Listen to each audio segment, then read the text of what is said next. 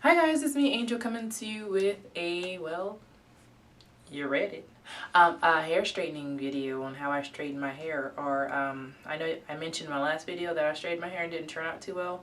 That was because I am still learning my hair, and I've learned my hair is fine. It does not need that much heat. The other flat iron that I had didn't have a adjustable heat, and so I believe it was around 350, 400 degrees.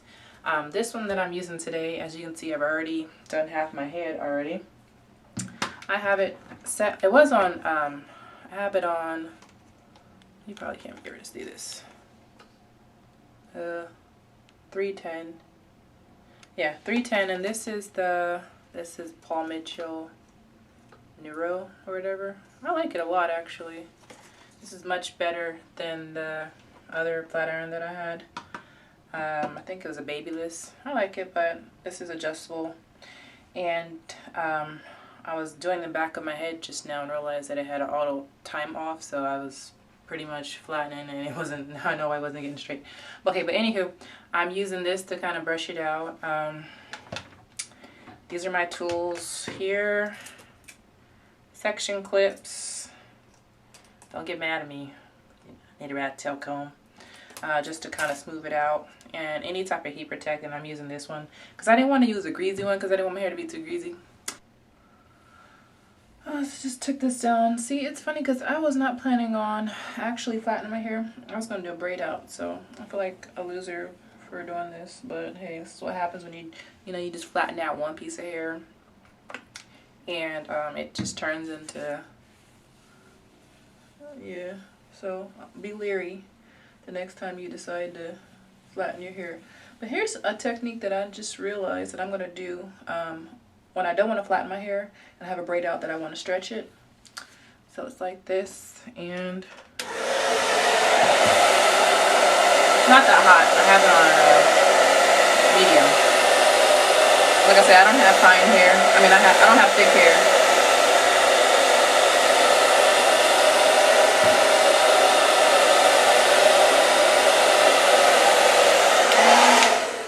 And it just stretches it like that. Okay, and so I didn't really put that much heat, and I am kind of starting from the bottom with this Denman brush, and it sounds like I'm ripping through it, but I'm not. It's not much there because my hair is already detangled before I put it in these plaits, little kizzy plaits, little buckwheat plaits. So it's already detangled, and as you can see, there, bam. Okay, so there we go there. And then I'm just gonna take my comb and start. And so I choose to, this is kind of a big section, but it's the bottom, which is thin. Oops. And I do every part of my hair differently. The bottom of this, since it's really thin, I can do that with that rat tail comb, which you said, but when I get to the top, I can't do that. So I'm taking a bigger chunk because it's thinner. My hair is thinner right here. Yeah. So I'm going to tap those roots, bring it like right almost down halfway. Kind of make sure. Alright, so then I'm going to start it and kind of, oops, make sure this is, see, it's a little crunchy. I'm going to get a little trim too, so don't worry about that. Put it right back where I ended. Since this is the thinner part of my hair, I don't really want to overlap. There. There, swinging. Alright, let me finish. Okay, so this is the last piece. I feel like this is taking forever. I don't know which way I'm gonna want this to go. It's like, let's see. Yeah. I don't know how I like my part. I think I'm gonna make it go this way. No. Yeah, that way. So I'm just gonna get my little rat tail comb And my flat iron, I did take a big chunk because it's quite thin. I know that seemed like a lot, 3 passes. I should only did 2, but they're real quick. So the difference that I've learned from the last time I did this and now is heat damage. And I immediately knew the last time I got heat damage because you could feel it right away. But this time around, since I'm using really low heat, it's non-existent. It's very silky smooth. And I'm only going over this one more time a little slower because I didn't get the ends. I just kind of need to get a better grip on it. So yeah, that time I went slower. Got my hair flow going. Okay, so let me just kind of take down everything. Since I didn't do it that high, I didn't get it like bone straight. Since I didn't get it that high, I didn't get it like bone straight, but I like it like this since I don't think my hair is really thick. This kind of works for me. Because if you go for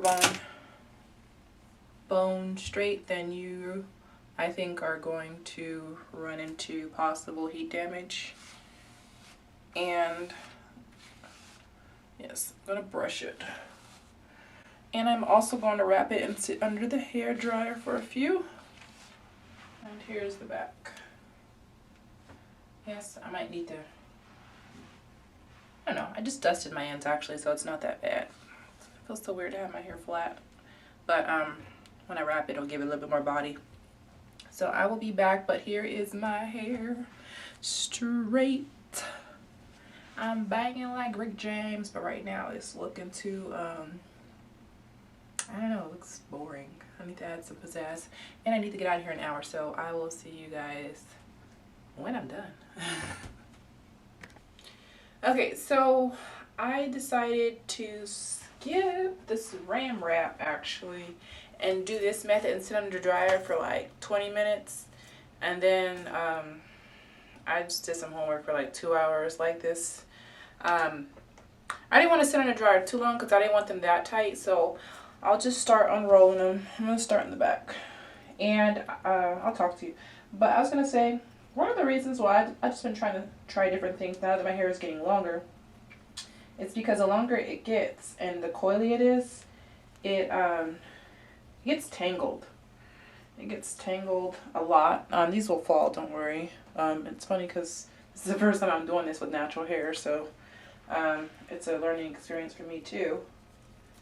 But yeah, so I tried to use low levels of heat. I know I did 3 types of heat, but they were all low. And when I used the what do you call it, when I did use the blow dryer, that was on medium, and it was just for a quick second just to stretch it. As you can see, my hair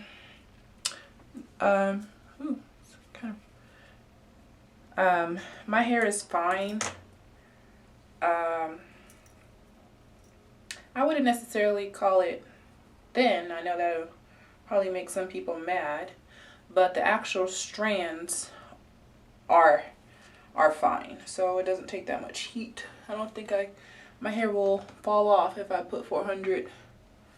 This is actually the thickest my hair, just this, man, half of that back there is how much my hair was when I had it relaxed. And it looks relaxed. It's so funny, but it has a lot more body now that I use these, I'll say the best for last. Now that I use these little foam rollers, and when I go to bed at night, I am going to roll it back up like this. That way it'll help it stay straight, because I plan on wearing, you know, I did the crime, so I'm going to do the time and get some wear out of this. But I did want some volume. Try not to part it too much. Oops. Too much. But flat ironing it isn't as damaging as what do you call it? As perming. So I do it every now and then. It's not really that big of a deal. And it is kind of fun to switch it up a little. And for me, this is a godsend because I've been dealing with knots and tangles and it hasn't been that fun. So I'm just gonna, not gonna make it like stick to my head, but yeah, it's got some body. Yeah, I guess perhaps I am my hair grew kind of fast, I think. And I don't want to disrupt it really by playing the heat game. But I'm going to play with it a little bit more. And it'll fall. It'll definitely fall, but I really, really like it. I really do. I could tuck it like this, you know. But, no, this is like the front of my hair has never been this long. Like, seriously, it's crazy. And I did notice measuring it wet as opposed to after you flatten it, it's going to be like, it was like 2 inches longer. It's crazy. It was way longer. But, I don't know. It's not about the, like, measuring it with the tape or nothing for me.